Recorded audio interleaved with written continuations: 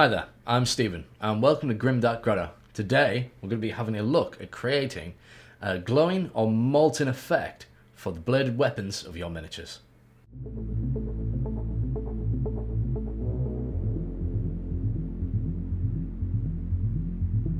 Right, and with that, I'm now going to apply some dead white onto my miniature, as I previously had silver on them. But now we're going to create this effect. It's going to be a lot cooler and hopefully stand out better on the battlefield. Let's give that a good base coat all over.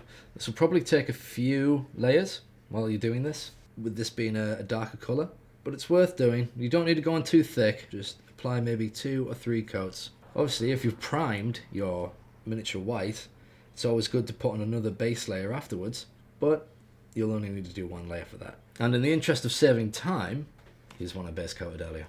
Now I'm going to add in a little bit of demonic yellow. I only need a drop for this, and I'm going to water it down fairly heavily. 1 drop of paint, I'm going to have a brush full of water. I'm only using a fine detail brush though. And what I'm doing here, I'm not going to coat the entire blade. What I'm wanting to do is just to leave a tiny little ridge throughout the center of the white, because this will help with our highlights later on.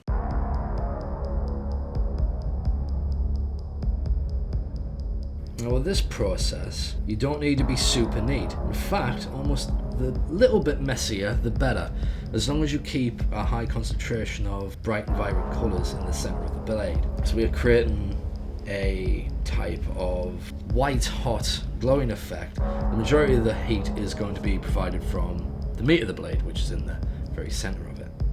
You need to imagine that's where the light is coming from. There we are, simply done. Now I'm going to be using orange fire, and again, just a small drop in your palette with a brush full of water and mix that in. I'm actually going to use a much finer detail brush for this, just so I can control it a little bit better. I'm just going to make sure just to have a little bit on my brush, and I'm just going to wipe some of that away just to control the amount on there.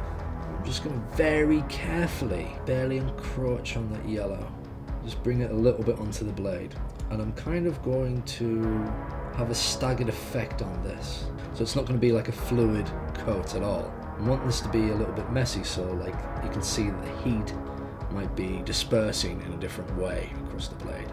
And don't be worried if you don't quite make this on your first time. It can be sometimes a little bit tricky. Just remember that practice equals precision. Like I said, we will be adding highlights, so if you did go over too much of the white with the yellow, it won't ruin the effect, because we will be adding a little bit of white later on. But just try to keep that in there, as it will help with the blend. And towards the tip of the blade, these large barbs, I'm going to be putting in a decent amount of orange. This is where a lot of heat will be escaping. And now, I'm just going to add in an edge of the Montfang brown. Just get a decent amount in your brush, just control it down, almost along like the sharp of the blade, if you like.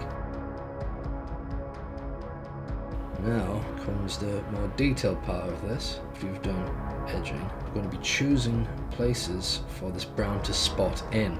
And this is going to create the effect that it's cooling those places. And what I'm going to do now, with a little bit of a wider brush, let's get a little bit on them. I'm going to dry brush very choice areas on the blade, very lightly, like so. And this will create the illusion that it's cooling down, but would also help contrast all of the brighter areas of the blade.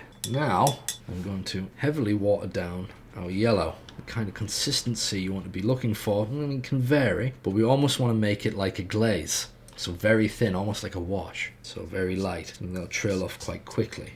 Make sure the brush is very clean after the brown. We don't want to muddy up our colours. Again, I'm just going to lightly draw that up and over the yellow, the white and the orange. That's hopefully going to create a blend. After that, I'm going to get a tiny amount of white on the end of my brush. I'm really going to heavily wash this down. You don't want it thinned. We're going to dry brush this, but in the smallest amount that you possibly can. So just get your brush as dry as possible. And very lightly pick some areas on the blade. I'm going to draw in that white to really highlight it. Just pick out some spots where you think it will be the brightest part of the sword. Just using some Gehenna's Gold just to touch up on the crossguard. Might leave some of that orange in there, kind of create a little bit of illusion of glow. And there we have it. A quick and easy method to do a glowing or hell-forged weapon. Thanks for watching. Keep an eye out for more tutorials and painting breakdowns.